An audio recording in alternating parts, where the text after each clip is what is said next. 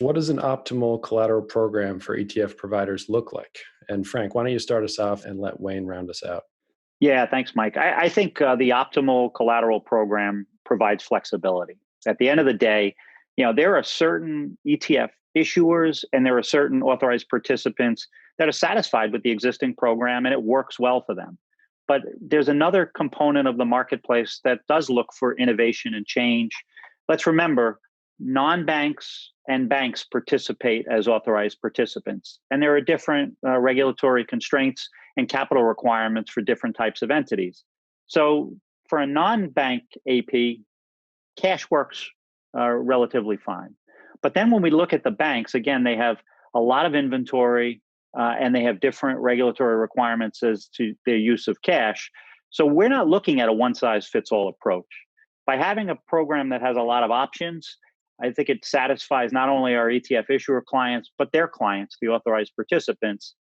And if we could attract more authorized participants to the ecosystem, this has a game-changing effect on the marketplace overall because the cost to transact with our clients goes down, and that is a great outcome for the overall ETF marketplace. We can think about potential, better bid-ask spreads, lower friction costs to actually transact.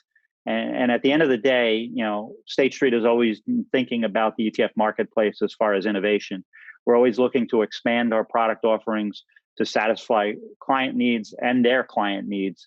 I think the collateral program that we've talked about today has that DNA behind it, where we're trying to innovate into the space and again, providing the most flexibility to our clients and their clients.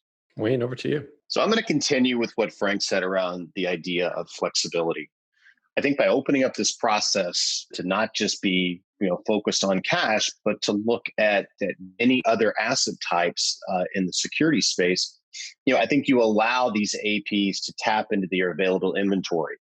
Now, much of our conversation, at least in the outset, has been very focused on some of the very, the vanilla and really the high quality liquid assets such as US Treasuries. But I know there's a keen interest as well to look even further down the different types of assets. So looking at other types of ETFs they could use as collateral, or even things such as other government bonds, corporate bonds, or munis.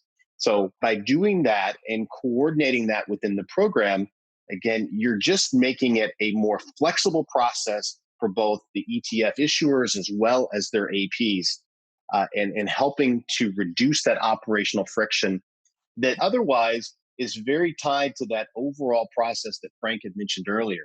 You know that you have a core process that has elements that are subject to failure, and there's very good reasons for that. But by adding a very robust and flexible collateral program, you mitigate the impact of that and you help drive a more settlement efficient process.